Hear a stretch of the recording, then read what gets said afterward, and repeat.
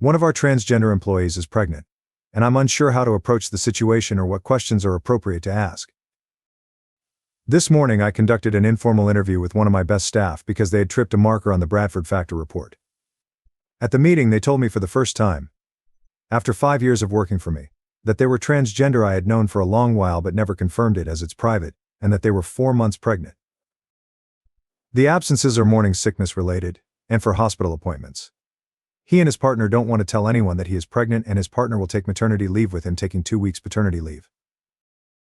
I know the language is all messed up, and so are all my policies on mat-pat leave and absence factors.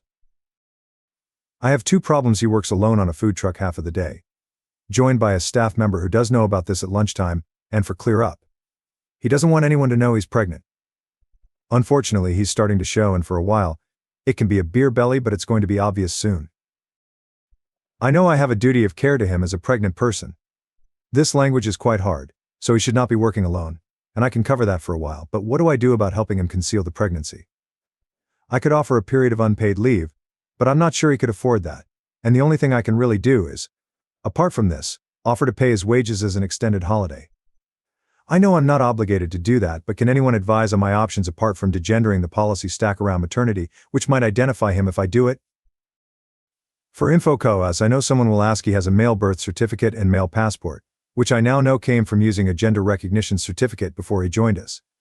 We only have gender-neutral bathrooms at all our non-franchise locations. Advise? Comments. Comment 1. Legally, you need to follow the same steps as you would if the pregnant person was an FTM. You need the MAT B1 form confirming the pregnancy and due date. You need to do an HS assessment of their working location, and you need to write to them with all of their entitlements and statutory pay and leave options.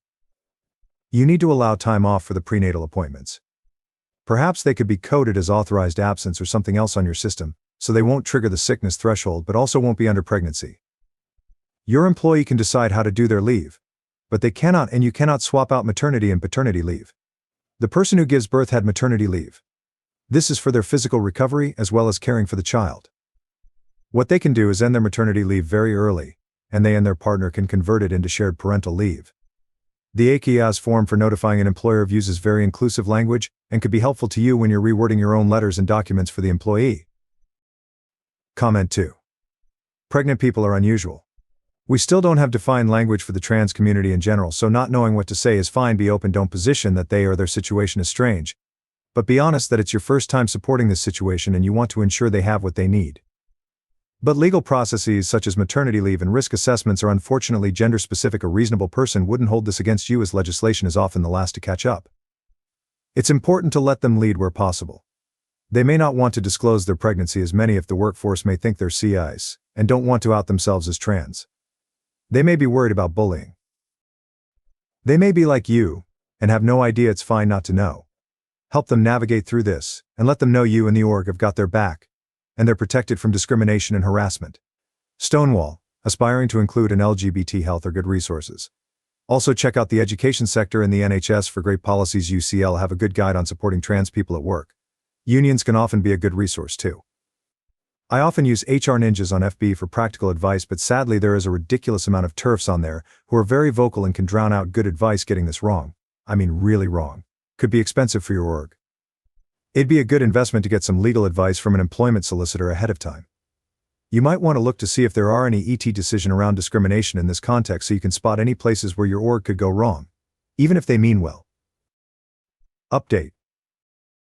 After a lot of research and advice from my solicitors, we have got to a really good place. The employee went through an HS review with me and a trusted external advisor. As a result, with their consent, they will move to a back office role over the next few weeks, where they will work with my core team, and he is happy to disclose the situation if it comes up. We will employ a temporary junior chef for another location, and then temporarily promote a junior chef to his location as a training opportunity. This gives me cover if the employee decides for any reason not to come back to work. They will take 4 weeks off before the confinement, and at least 8 weeks off after, with the HS assessment to be conducted prior to restarting their current role. For maternity benefits, etc., they are all as per the company standard policy for other birth parents, and we will follow exactly the same procedures as we do for anyone else. His birth sex has no bearing on the process, just that he is to become a birth parent, I'm hosting the baby shower for his friends and family at my place, and he wants me to be a godparent. Finally, as a personal gift, I've sent them away this weekend to a spa for a pampering session. Now, for the next story. My husband just left me because he's been hit on by a woman for the first time in his life. My husband just told me he is leaving me, and I can't believe the reason. I need to give some background. I am 34F and my husband is 38M. We've been married for almost 2 years, have dated 2 years before that, so overall a bit more than 4 years. He's always been very insecure about himself, even though he has a great personality, or so I thought, is generous, caring, can express his emotions and all this stuff.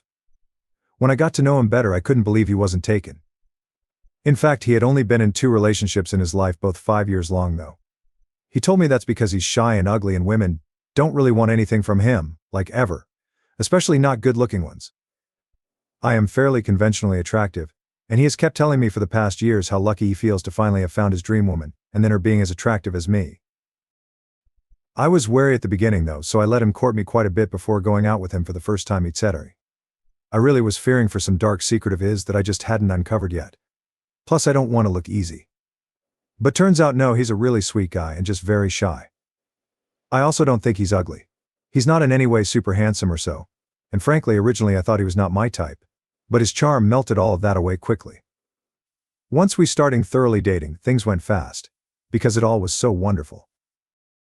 Well, apparently a while ago he was on his own in the outside area of a restaurant having lunch when this woman went by, and apparently struck up a conversation with him. He's shown me a picture of her since I asked him, and she is drop dead gorgeous. Maybe I am exaggerating because I am so mad, but she definitely looks better than me, I have to admit. He didn't tell me much about what they talked, just that she was very friendly, and they exchanged numbers, and started texting more and more often. He says she at some point openly started pursuing him, even though she knew he was married, saying she just really fell for him and can't let this opportunity pass. He said that he was hesitant once he realized that she was hitting on him, and he was also excited because this literally has never happened in his life. In the past he repeatedly said that women, at least attractive ones like me, have it easy, because we can lean back and let the guys approach us, whereas for him it was always hard work to even get a single date. I always replied that it's not really like that, and that being attractive has its own problems. But he then always reminded me of the fact that he had to work really hard to get me to date him, too. He swears he has only met her one more time for lunch after the first encounter, and that he thinks it is not yet an affair.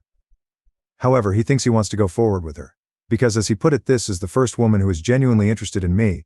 I didn't have to text her for 3 months to get a date or anything. I can't let this pass. Or something along those lines. My memory is a bit hazy. The 3 months refers to the time it took him to get a date with me, BTTU. And that is why he says he is breaking up with me. He says it's the right thing to do, because he wants to continue contact with her, but also feels doing that would be emotional cheating and he doesn't want to cheat on so he ends it before actually starting something with her. I feel devastated. I know there's nothing I can do. I want to be mad at him, but I am also mad at myself. I really liked him when we first met. Why didn't I give him a hard time? If I had said what I wanted back then, if I had pursued him instead of playing hard to get, he probably wouldn't be interested in that woman.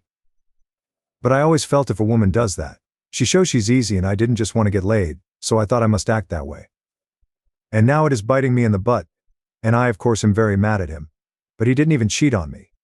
He's behaving exactly the way I always say people should act when they fall in love with someone else. Ugh. I kinda wished he had actually cheated on me with her. That would actually make it easier. Thanks for letting me rant. I don't need advice. I know I'm fucked. Edit, this is much appreciated. And also some of you made me really think.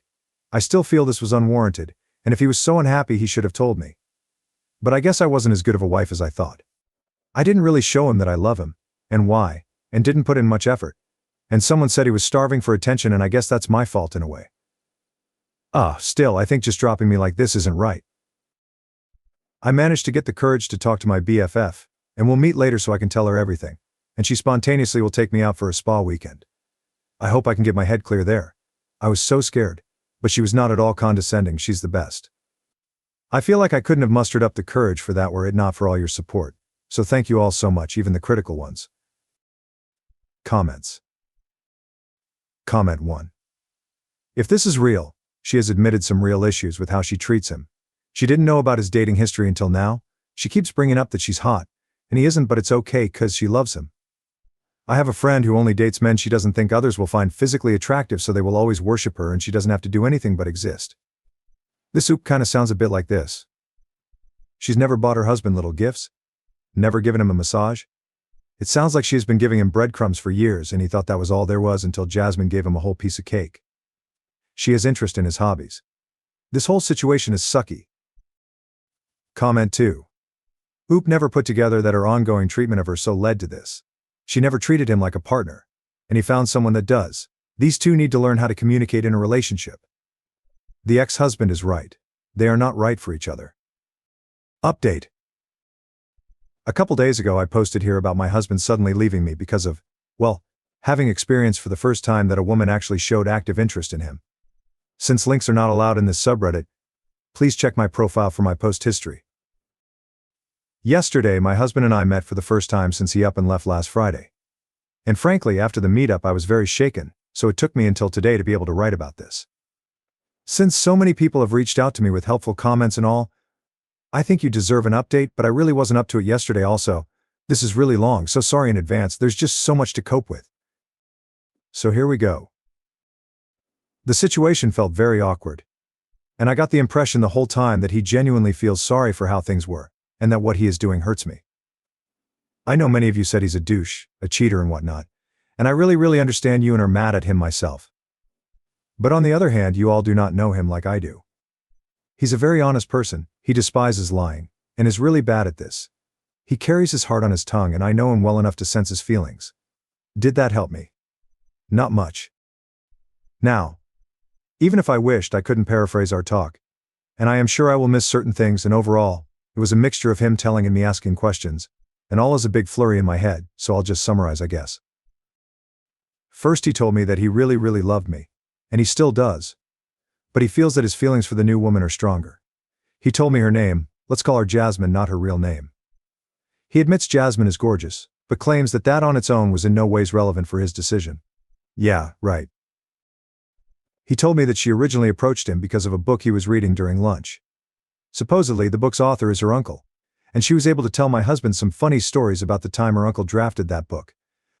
He says he and Jasmine have very similar interests. Jasmine also reads sci-fi as he does, because of said uncle who is a sci-fi author, and both like gaming and stuff.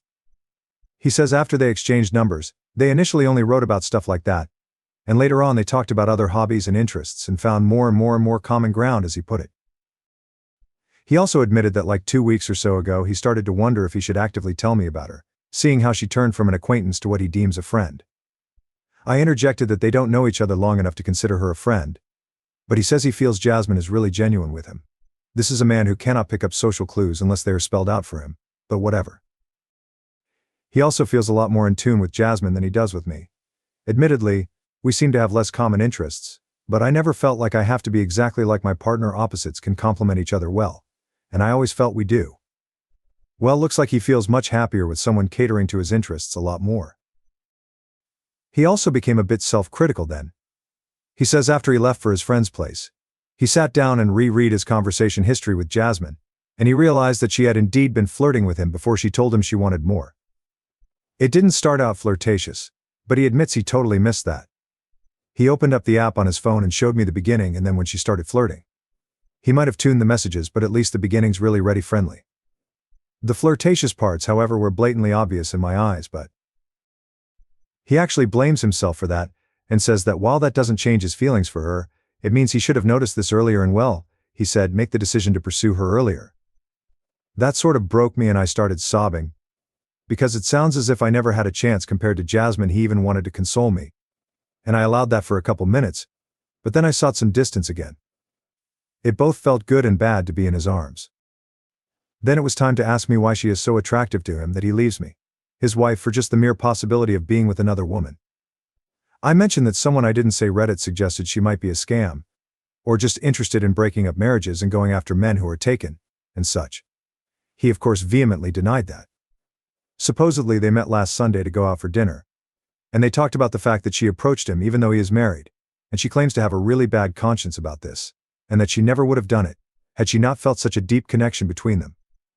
I must admit I really struggled through that part. Because if it is true it hurts me, and if it isn't, It hurts even more that he falls for BS.